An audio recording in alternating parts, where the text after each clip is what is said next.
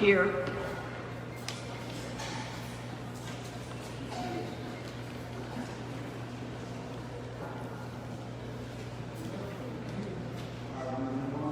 Like to a moment of silence while we move forward.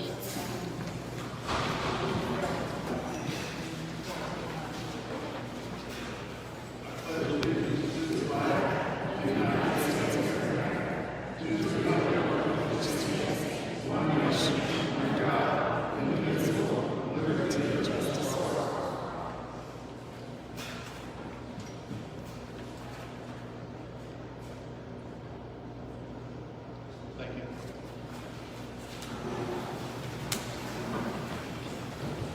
All right, four is instructions in area special superintendent items.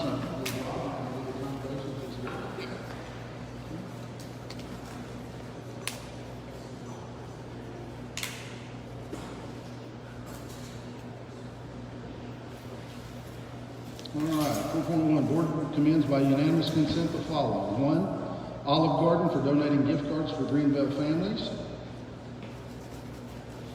Texas Roadhouse for donating coupons for teacher appreciation. Baked Bear for donating coupons for Greenville families.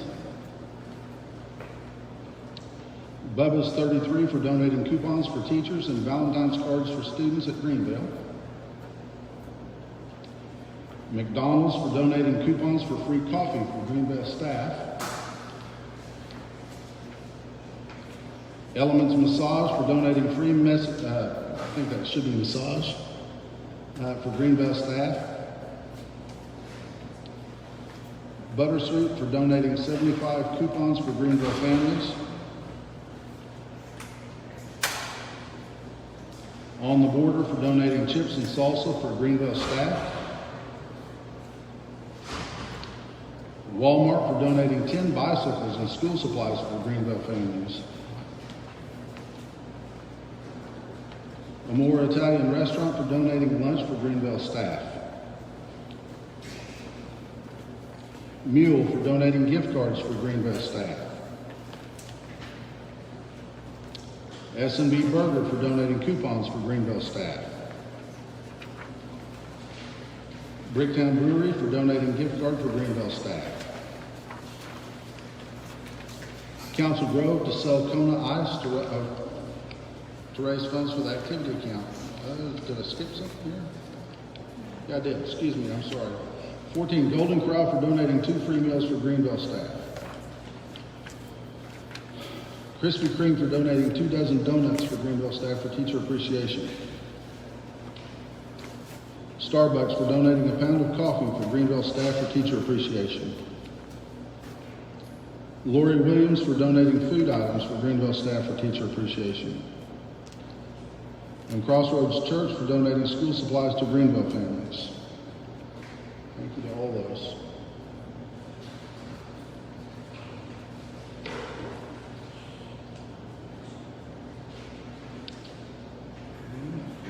.2, board to hear from Cheryl Garrison, Director of Secondary Education, and Beth Steele, Director of Elementary Education. Good evening.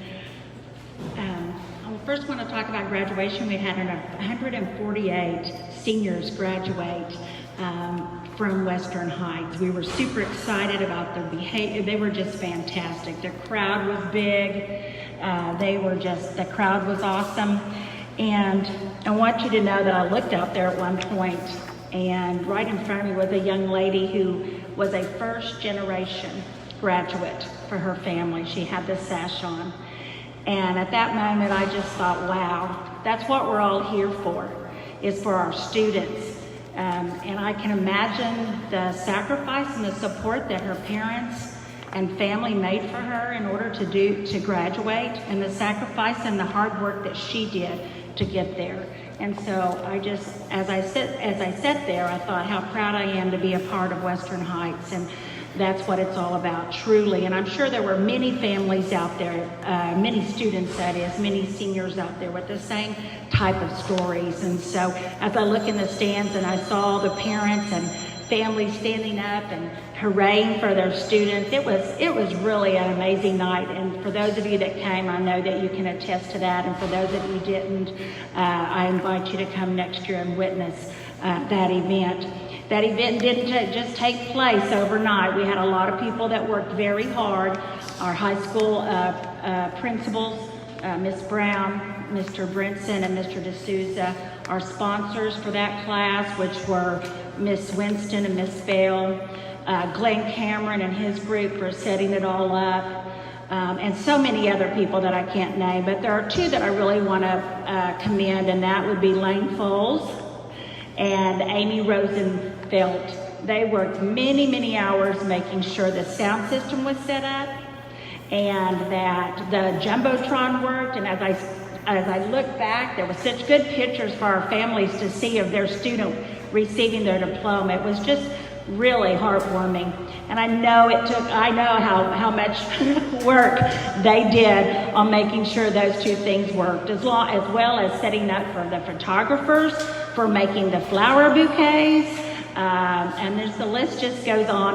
And so I wanted to really commend those two, especially for the hard work that they did. We really appreciate all of them. So I want to go ahead and move on to some of the other positives that are happening within our district.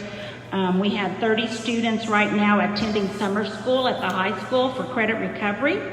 In July, we're holding a week-long bridge program for our incoming ninth graders. During this week, the students that attend will get a brief orientation of what ninth grade will be like, so it won't be all new to them the first day they step in. Coming from the middle school, they will review their English and math skills that are needed in order for them to be successful in those classes. They will learn about the ACT, SAT assessments, and they will also visit the VOTEC and numerous other things. This is being offered to all of our students transitioning from 8th grade to 9th grade. There will be transportation and the students will be fed. So I think that we haven't had that program in a while. And so we had an assistant principal at the middle school that really wanted to step up and lead that. And so he proposed that, and Mannix looked at it and approved it. And so we're really excited about that opportunity because that is a huge transition year for our students. We did receive our pre-ACT and ACT test scores, and there are some real positives to take away from our student scores. One positive is that 26% of our students scored a 17 or higher. Another positive is that we had numerous students that scored in the 20s, several in the high 20s. When looking at those scores, I reminded myself, as I want you to remember, that the majority of these students, it was the very first time they had ever taken the test, due to of course, to the pandemic interfering with their tests last year. So we were very proud of those students, and we know that, even if they didn't score a 17 or higher, that they have such an opportunity in the next year or two to raise those scores as we offer those tests to the students. So we were real pleased with that. And also, I just want to say that the scores also tell us areas as a district that we need to improve in. So those scores are really vital when you start looking at making improvements to your student's education. We have Summer Pride going on Monday through Thursday in the sports of football, softball, basketball, and soccer. We are gaining in our attendance each day. They're coming up here in the hot, sweaty weather, and they're working out, and they're running and lifting weights, and we're super proud of our coaches that are spending time to rebuild their programs after the pandemic. So we are really excited about that program for our students. I also want to talk about the fact that I'm happy to report that we retained the majority of our teachers in the secondary schools. Middle school lost 5 out of 35. 2 of those were moving out of state, 1 retiring, 1 staying home with her children, and 1 was actually driving from Duncan every day, and she got a job 5 minutes from her house. So we're excited for her because we know what a trip that is. But high school lost 7 out of 47. 7 out of 47. So we retained 40 teachers. Several of those were coaches that moved on to further their coaching career. So we are really proud of the fact that we've retained the majority of our teachers in the secondary. You know, that is vital to the improvement of our education for our students. It really does make a huge difference when you can keep your staff together. I also believe that we have the administration and faculty in place that will work to develop a culture of family and set high expectations for the betterment of our families and students. And lastly, I want to report for Jose Hernandez, our special ed director, is not here. He's in Hawaii, and we're all jealous of that. But Jose and his team should be commended for, we had 2 different reports sent to us from OSDE concerning our SPED. They looked through our files and our reports, and we were compliant in both of those reports. So I'm very pleased with that what they have done, and we really need to commend them because it's a lot of work, and certainly through this time of pandemic when they had to change IEPs and do all kinds of things, that staff really worked hard. So kudos to them, and I was really pleased that as a State Department they acknowledged our compliance.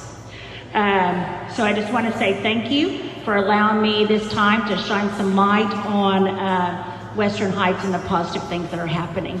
Thank you.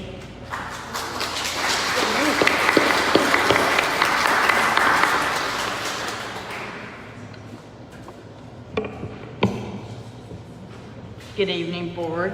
I'm going to report on some positive things that are going on in our elementary schools right now.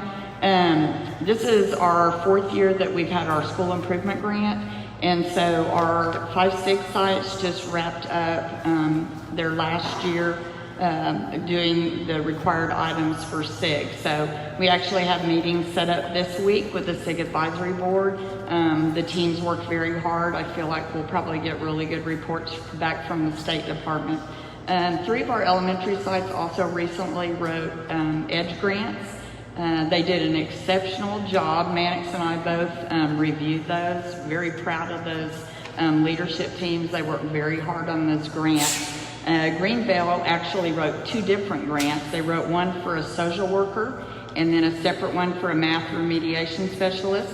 Council Grove wrote a grant for a behavior intervention specialist, and John Glenn wrote a grant for an RTI coach, which is a response to intervention.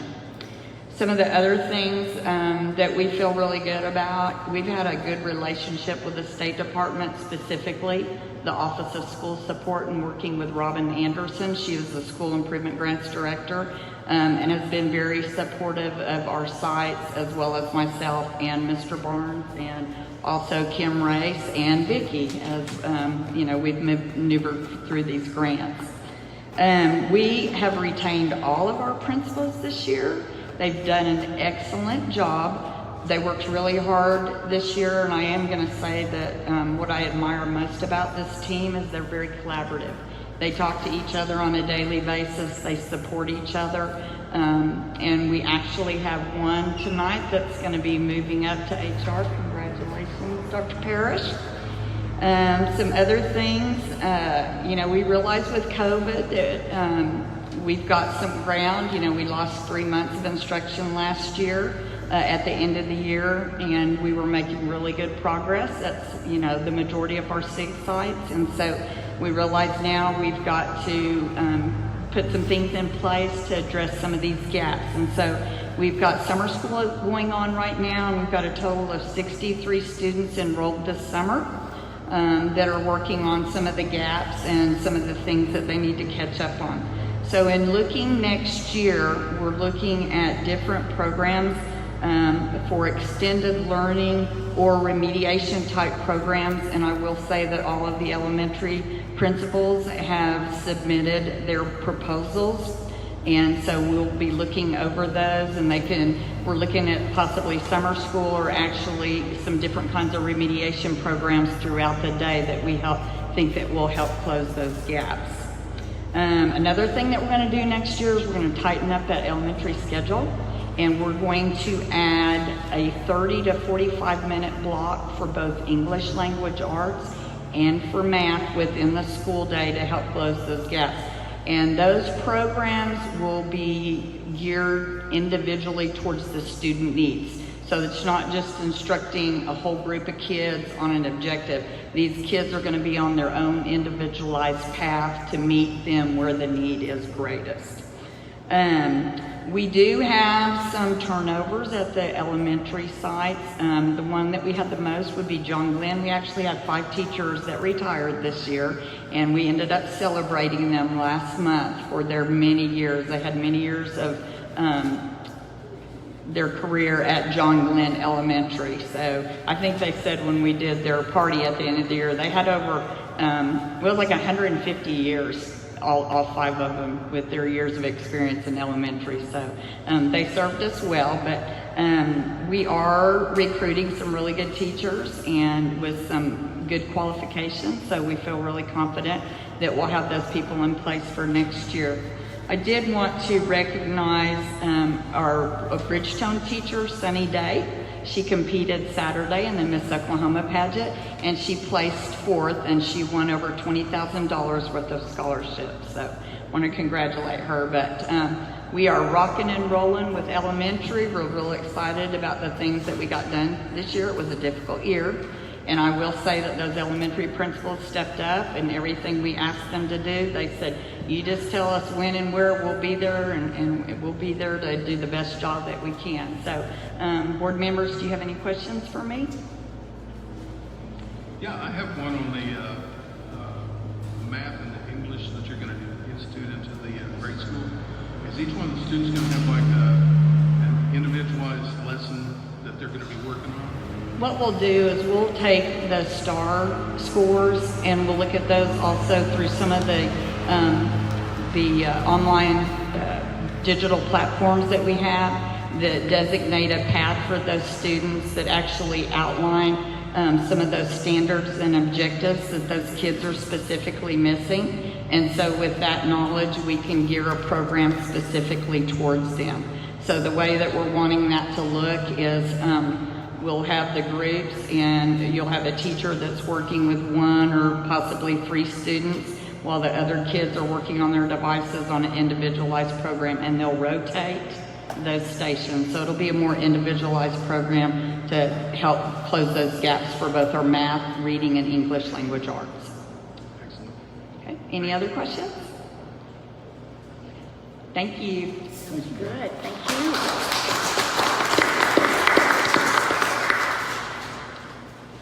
All right, 4.3, board to discuss take possible action regarding the return to learn committee for school year 2021-2022. Mannix?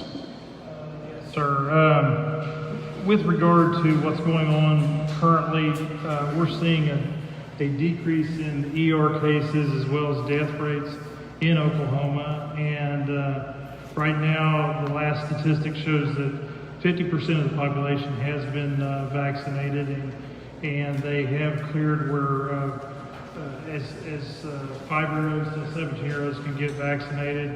And so with the CDC guidelines relaxing, I am recommending to the board for approval that we return to traditional learning and with a virtual option that is approved upon the principal with each student that elects to go virtual. We also want to return to sports traditionally as well, and I'm asking for your support on that. Okay. I'm also, if I can, call upon Kim to kind of explain our return to learn plan as well, if you don't mind.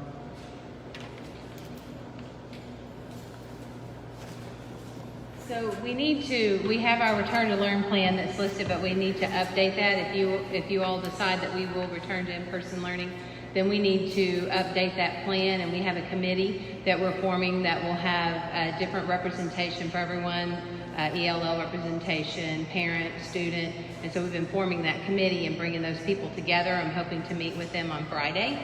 And part of what we have to do, because there is money that's been tied. We've been given 3 rounds of federal stimulus money.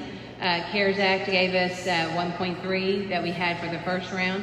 Then the second round we were given $5 million. It was 5.09. And then the second round is 11.3 million. So that's quite a lot of money to spend. The caveat here is that you have to spend it on preparing and preventing and responding to to COVID. And so what we need to look at is saying, part of this committee will help make some decisions regarding that. But on the third round of money, you must spend 20% on the gaps. And so some of these things that they've proposed to do after school, summer school, in school, some of the money will be spent that way. And so we'll look at some of that. But this committee will look at things on how they can spend that money with suggestions and things like that. Along with that, there are requirements from the federal government, what we must have that we partially had in our plan before, but now there's new things that they've added, things like universal and correct wearing of masks. That may come back into play should the numbers start increasing. We may need to go back to masks. Part of it may be not needed now, and we may have to make that adjustment as we go. Modifying facilities for distance, how we're going to have kids physically distanced. We're going to have in there about hand washing, so we have posters and things that we can post throughout, and we're going to have teachers, reassuring that they reinforce the hand washing and building in time where they can hand, sanitizer and everything through the day. Cleaning and maintaining facilities, so we have to explain how we plan to do that. We have those foggers, which have been really great, that have gone through, and we keep those going, and we have our staff that's been trained, and so they go through and basically fog each room each night is what they were doing. Contact tracing, which we had, let's hope that can slow down. That has been crazy, but may be our new reality. And if that's the case, we do have a plan in place on how we do that. Quite fun, I'll tell you. Diagnostic and screening testing. So we have a lot of new things that we've purchased over the years to help, test kids, and we have a path that tells exactly what they need to work on the standards. So that's going to be very handy for us. Efforts to vaccinate, which we did do. We had those 2 or 3 rounds of vaccinations for our staff, and we're working with Passport to maybe offer student vaccination in the summer. I know that's one of the things that Jess was looking at. So since they've opened it up to students, we'll have Passport Health come out here and do a clinic here for our students and other people that need to be vaccinated. And then appropriate accommodations for students with disabilities, which has been really tough through this. We've had a lot of kids that had to come in and do some one-on-one during the pandemic, so we're really going to be focusing on providing for those students who've lost a lot of ground through the pandemic. And then just making sure that we communicate how we're going to coordinate with state and health officials, which we've already done that, and we watch the CDC and go by their recommendations and go by what the State Department of Health tells us to do. So some of that has to be included. Some of it was, not all of it was. So that will be written into the plan that we'll do with this committee when we meet. So if you have any questions about that? Okay, thank you. Board members, any questions or comments? I, for one, am ready to go back to tradition. I do think we need the element of choice if they want to do virtual, that's fine, but I'm ready to go to tradition.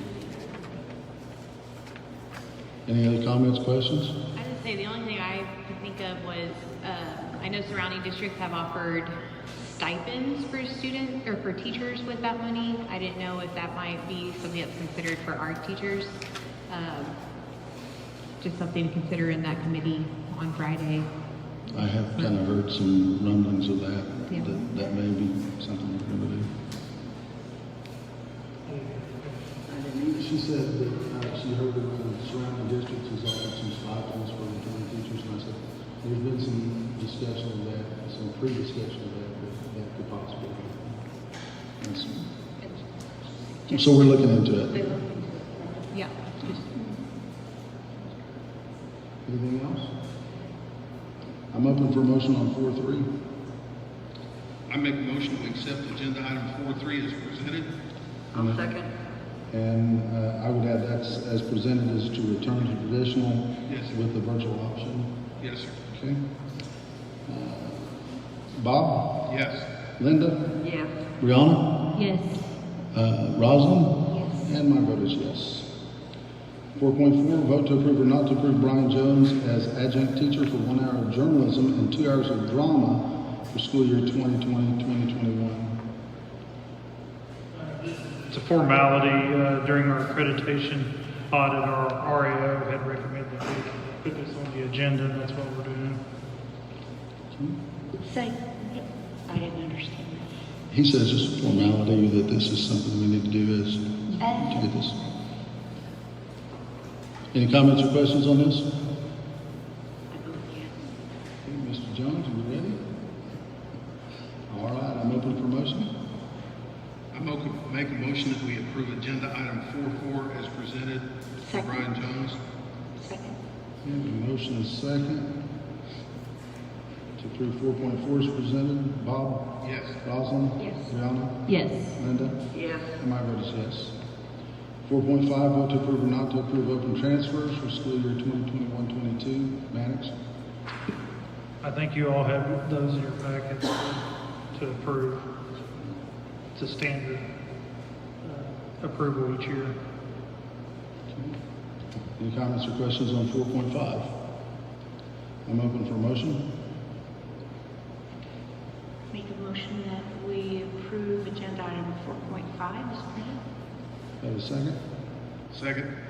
Have a motion and second to approve 4.5 as presented. Rosalind? Yes. Bob? Yes. Brianna? Yes. Linda? Yes. And my vote is yes. 4.6, board to consider and take action on a motion approving the renewal of the sublease agreement dated July 1, 2013 between the district and Oklahoma County Finance Authority for fiscal year ending June 30th, 2022, as required under the provisions of the agreement. Mannix? Yeah, it's just a standard lease agreement approval on that or renewal. So I think those two are in your packet as well. Any comments or questions on 4.6? I'm open for a motion. I make a motion we approve agenda item 4.6 as presented. Have a second?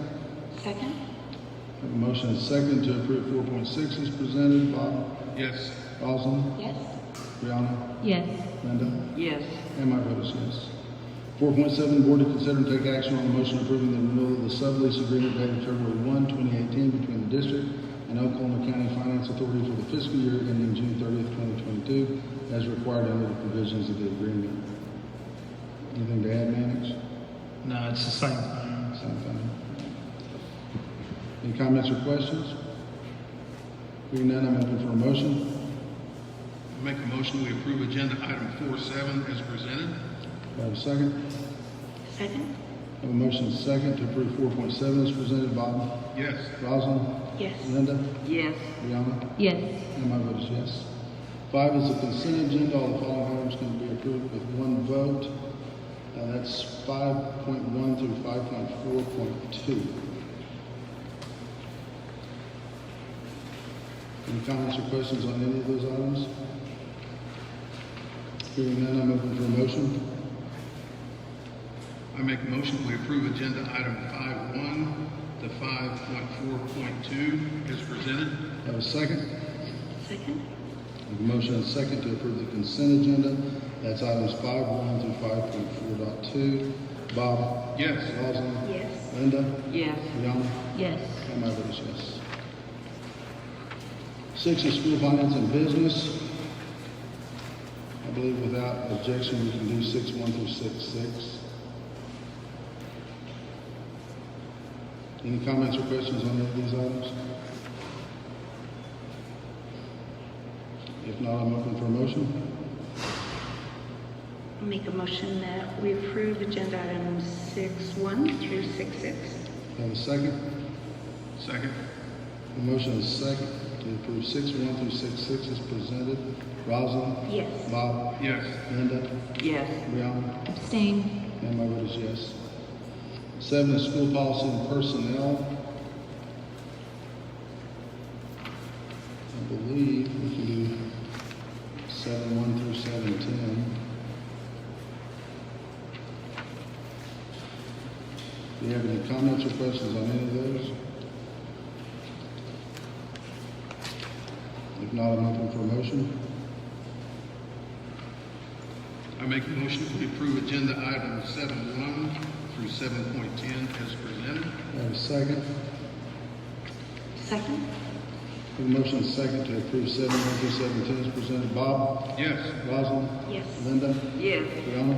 Abstain. And my vote is yes.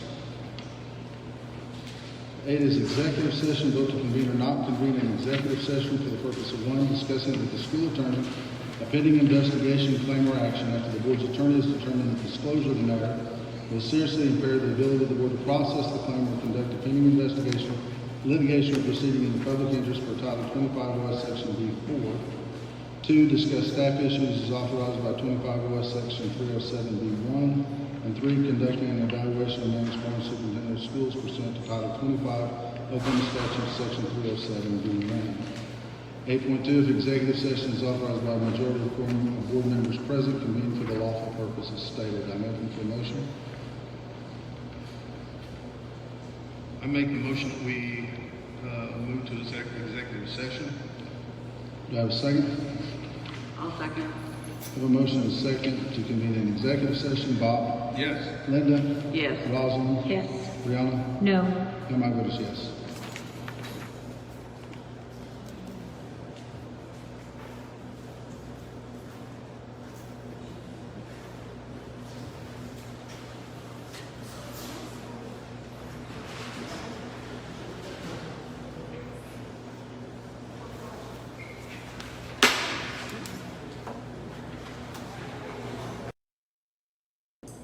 All right, 8.3, acknowledge the end of executive session, return to open meeting, we'll do that.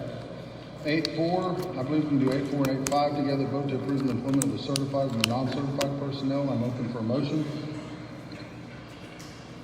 I move that we approve item 8.4 as presented. I have a second. Did you say 8.4 and 8.5 votes? Yes. Second. I have a motion and a second to approve 8.4 and 8.5 as presented. Linda? Linda? Yes. Bob? Yes. Brianna? Yes. Rosalind? Yes. And my vote is yes. 8.6, vote to authorize or not to authorize the continued employment of Manning Barnes as superintendent of Western Heights Schools. Open for a motion. I make a motion we accept agenda item 6 as presented. Do I have a second? I'll second. I have a motion and a second to approve 8.6 as presented. Bob? Yes. Linda? Yes. Rosalind? Yes. Brianna? No. And my vote is yes. 9 is public discussion. I believe we have 2. Ms. Dodd?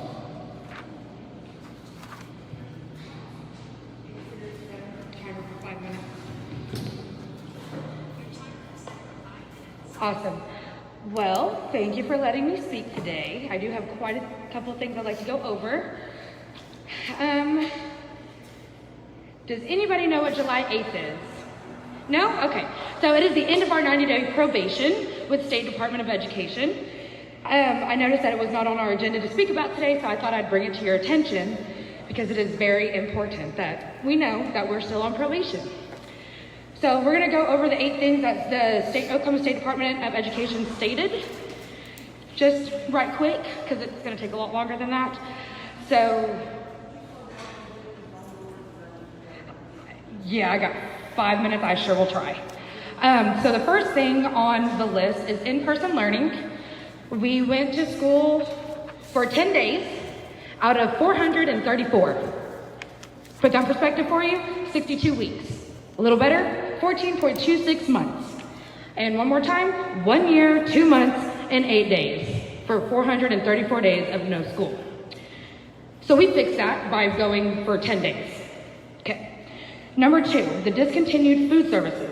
And although the board did decide to bring back the food as of last month, people have still been receiving moldy food on their deliveries. So is it really continued if it's moldy? Number 3 was the 2019 audit, which identified potential violations of state statute Title 63. And basically what happened is the board allowed 18.5% of the bond proceeds to be used. So we're only allowed to spend 15% of those. 3.5% doesn't sound like a lot, but it does equal to over $1 million. There was a letter that went out to all of you last month that was written by the community to go over all of these things I'm going over. So hopefully you all had time to read that after a month. But so the significance of 3.5% is over $1 million, which we did the work for you in our letter from last month.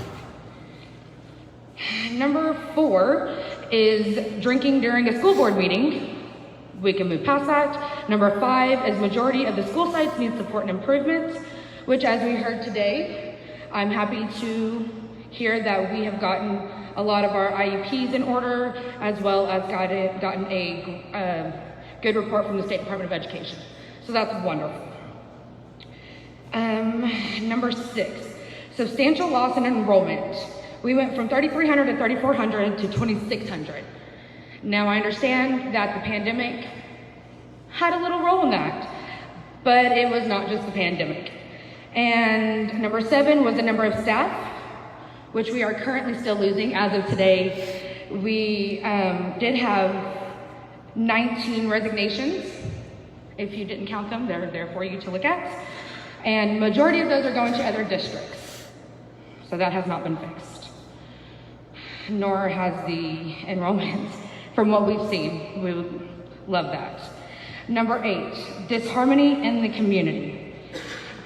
So there's a disharmony because we've asked for things, and instead of talking with your community, instead of just providing the information, we have made it a habit to where we have to go through the channels of open record requests, protesting, all of these things that could have been avoidable if we just got the answers we've asked for. So not only did we turn all of this over to the Oklahoma State Department of Education, it is not them picking on you. It is the community coming together and trying to make our school a better district for what it once was. About 50 seconds left. I just want to take a moment, and I know that it's already been voted, but we can always do special board meetings. This is a very important thing to listen to at the moment. We are still on a 90-day probation. We've got 24 days till April 8th. And if this does not scare you, we've got a problem. Our accreditation can be pulled. Regardless if you think they're gonna do it, they can do it. So I suggest we get on what we can to make our school become a better place. And voting was the wrong. You guys voted in the wrong. So at the end of this board meeting, I just suggest and ask for all of the resignations for the board. That does not include Brianna Flatley because she did not have anything to do. That's my time. 5 minutes, thank you.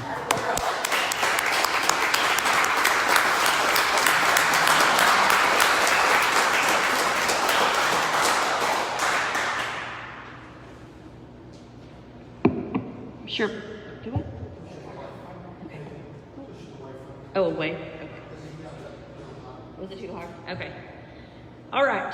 So at the last board meeting, the patrons of our school district were lied to by the administration.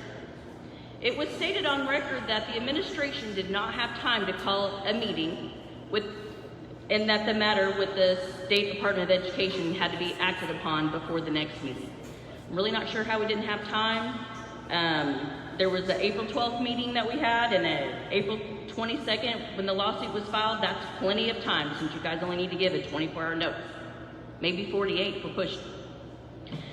Per Western Heights School Board Policy 2.100, titled Superintendent, paragraph 15, he or she shall investigate and report to the Board of Education any evidence that comes to his attention regarding the infringement of legal rights of the district or in which the legal responsibility of the district may be involved. The administration was aware of possible infringement of legal rights to the district when the district's council emailed Brad Clark on April 5th. They filed the agenda for the April 12th meeting without adding possible legal actions on the agenda. Then again on April 22nd, we had another special meeting. There was plenty of time in there to have another meeting.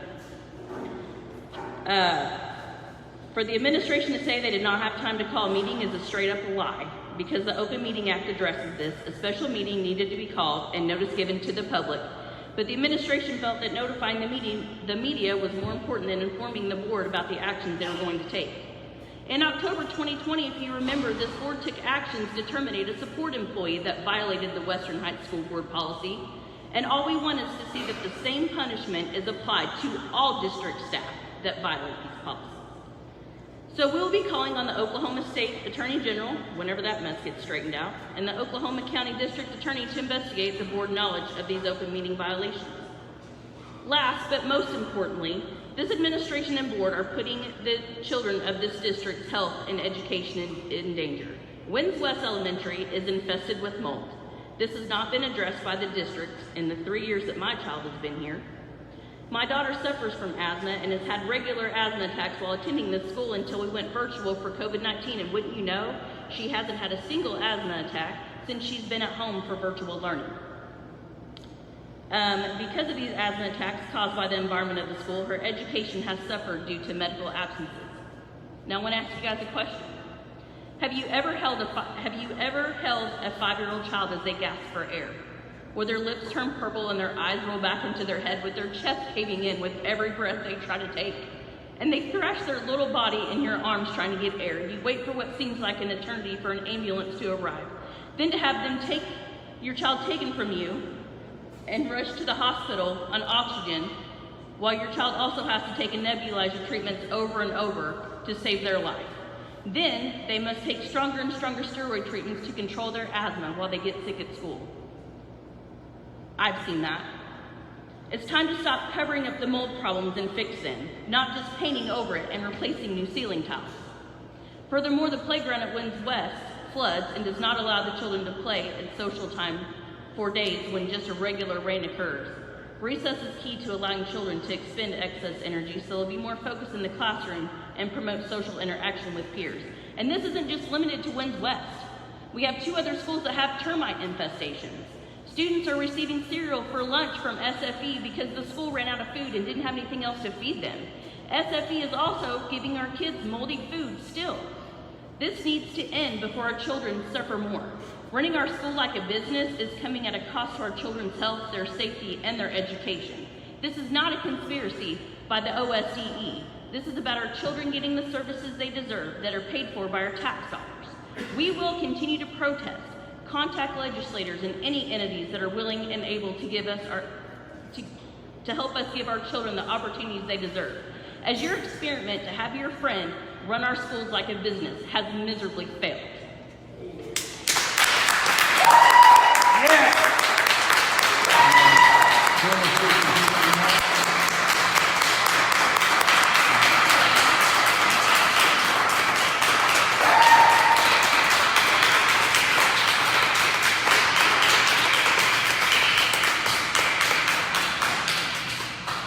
Superintendent remarks.